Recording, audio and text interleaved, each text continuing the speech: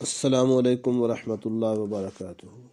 پنجاب حکومت نے کافی تک و دو سوچ بچار مشورے کے بعد آخر فیصلہ کر ہی دیا ہے۔ فیصلہ کیا ہوا ہے؟ پنجاب حکومت نے پنجاب کے تعلیمی اداروں میں چھٹیوں کو دو مختلف فیز میں تقسیم کر دیا ہے۔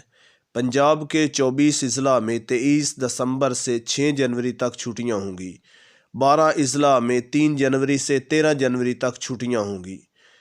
23 دسمبر سے 6 جنوری تک چھٹیوں والے اضلاع میں قصور، سیالکوٹ، نارووال، فیصل آباد، ساہیوال، گجرات، گوجرانوالا، پاکپتن، شیخوپورہ، اوکاڑہ، وہاڑی، خانیوال، لاہور، خوشاب، حافظ آباد، ملتان، ٹوبہ ٹیک سنگھ، بہاولپور، بہاول نگر، سرگودا، منڈی بہودین، لودھراں، ننکانہ صاحب اور جنگ شامل ہیں۔